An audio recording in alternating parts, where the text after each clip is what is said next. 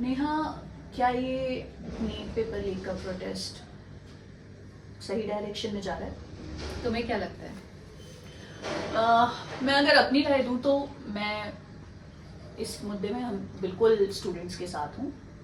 जिस तरीके से हुआ नीट पेपर लीक होने के बाद सुसाइड हुआ, प्रोटेस्ट किया हमारे स्टूडेंट्स ने, और जितना ब्रूटली दिल्ली पुलिस ने उनको मारा है, मतलब ये एक्सेप्टेबल नहीं है, बिल्कुल भी नहीं। लेकिन वहीं मैं अगर देख रही हूँ तो सोशल मीडिया पे कुछ टाइम से ये भी चल रहा है कि स्टूडेंट्स ने भी पुलिस को मारा है। और कल रात की कुछ वीडियोस हैं जिसमें स्टूडेंट्स प्रॉपरली पुलिस वालों को मार रहे हैं। क्या लग रहा है आपको कि मतलब चल क्या रहा है ये? पहला सवाल तो ये है कि अगर स्टूडेंट्स रात में अगर पुलिस को वापस मार रहे हैं, पथराव कर रहे हैं, तो उस समय क्यों नहीं किया जब पुलिस उनको मार रही थी? अगर आपकी बात को मैं समझूं तो आप कहना चाह रहे हैं कि वो स्टूडेंट्स ही हैं कि नहीं? ऑब्वियसली, या तो वो स्टूडेंट्स नहीं है या स्टूडेंट्स की छवि धूमिल करने के लिए कोई और एक्शन है। क्योंकि अगर स्टूडेंट को इतना वायलेंट एक्शन लेना होता तो वो उसी वक्त ही लेते।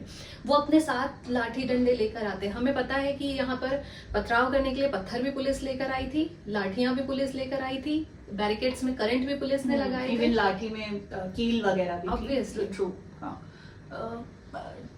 ये सब बातों के बीच में क्या जो मेन मुद्दा है वो भटक रहा है? देखिए, मुद्दा तो अभी भी वही है कि उन्हें दो चीजें चाहिए थी। पहले उन्हें एक चाहिए था कि जो बच्चों ने सुसाइड किया उनकी फैमिली को 1 करोड़ रुपए दिए जाएं, और दूसरा कि धर्मेंद्र प्रधान जी का इस्तीफा लिया जाए। अभी तीसरी चीज उसमें एड ऑन हुई है, वो है कि सोनम वांगचुक जो है उनको वापस से बुलाया जाए और उनके सहयोग के लिए रखा जाए। तो ये 3 चीजें, अभी भी वही मुद्दा चल रहा है। मुझे नहीं लगता कि मुद्दे से भटके हैं।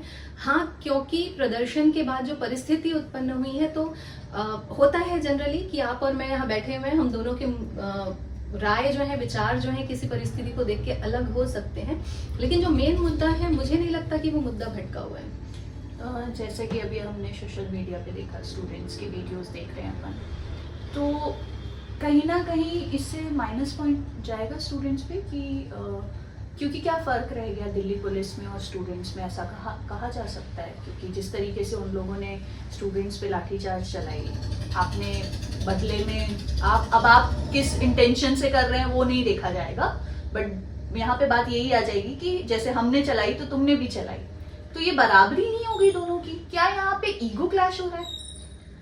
ईगो हो भी सकता है, लेकिन मुझे ऐसा लगता है कि जब पिछले 21-22 डेज से धरना हो रहा है और उस समय सरकार की तरफ से बातचीत के लिए कोई बात आगे नहीं बढ़ती है, जिस दिन प्रदर्शन संसद भवन में जाना है, आप उस दिन उनको बोलते हो कि हम बात करना चाहते हैं। आप 2 बार बात करते हैं और उसके बाद कोई रिजल्ट नहीं निकलता है, और आज उसके बाद 24 घंटे हो चुके हैं और उसके बाद भी आपकी बातचीत का कोई रिजल्ट नहीं निकल रहा है।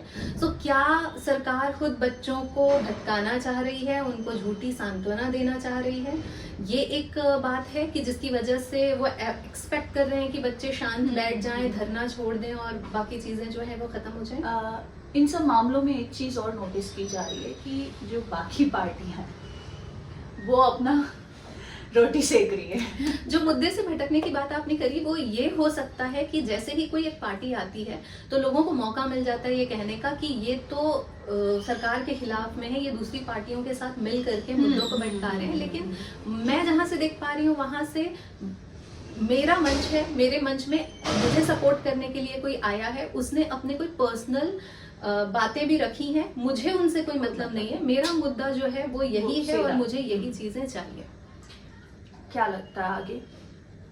देखिए, जैसा हमने पिछली बार भी अपने पॉडकास्ट में बात किया था कि एक वक्त था जब सर सोनम वांगचुक के पिताजी ही, जो खुद कांग्रेस पार्टी के ही एक लीडर थे, और लेह में वो अनशन पे बैठे हुए थे, और सिर्फ एक न्यूज़पेपर में खबर कि अनशन पे एक नेता बैठा हुआ है। 5 दिनों के अंदर हमारी former prime minister Indira Gandhi ji जाके मिली और 5वें दिन उनका अनशन तोड़वाया था। वो इतना सेंसिटिव मुद्दा था, लेकिन आज 25 दिन होने के लिए आए हैं और हमारे प्राइम मिनिस्टर आकर मिलना तो छोड़िए, कहीं फोन भी नहीं कर लिया। मतलब आप देखेंगे वो फोन पे तुरंत बात करते हैं, कोई मतलब दूसरा भी कोई होता तो तुरंत फोन जाता, लेकिन यहाँ इवन जो प्रोटेस्ट हुआ उसके बाद इतनी सारी न्यूज़ आई है, बच्चों के साथ मतलब बेरहमी हुई है। उसके बाद भी एक बार ये नहीं हुआ कि कोई उनकी तरफ से आके बात करता है। तो आज भी क्या हम इतने सेंसिटिव हो चुके हैं कि किसी का भूखे रहना, किसी के मरने की स्थिति होना या लाखों की संख्या में यूथ का सड़क में उतरना हमारे लिए कोई बहुत बड़ी बात नहीं है?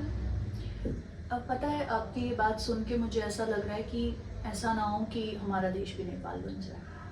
और जब बच्चे कहते हैं कि हम नेपाल बना देंगे, तो मुझे ये नहीं लगता कि वो वहाँ के दंगों की बात कर रहे हैं। हाँ। वो सिर्फ राइट्स की बात कर रहे हैं कि हमें लीडरशिप सही चाहिए।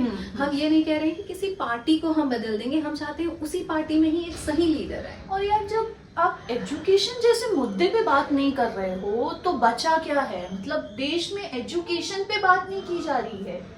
बाकी मुद्दे तो चलिए जो हैं सो हैं, आप पेट्रोल ले लो, महंगाई ले लो, ये तो ठीक है, सेकेंडरी मान लो। जब एजुकेशन पे हमारी सरकार की बात कर रही है तो आपसे क्या बात की जाए? जो भी है, हम स्टूडेंट्स के साथ हैं और उनके जो मुद्दे हैं वो बिल्कुल जायज़ हैं, और प्रोटेस्ट के बीच में स्टूडेंट्स अपना ख्याल रखें। और हम सभी आप लोगों के साथ में हैं। हम इन मुद्दों के साथ में, हम किसी पार्टी के साथ नहीं हैं। और इस वक्त जो भी कुछ हो रहा है, हम जो सही चीजें हैं उनके साथ खड़े हैं, और हम ये उम्मीद करते हैं कि देश में एक सही लीडरशिप हर एक क्षेत्र में आए, एक छोटे से छोटे कर्मचारी से लेकर एक बड़े से बड़े मंत्री तक। यही हमारी भी उम्मीद है।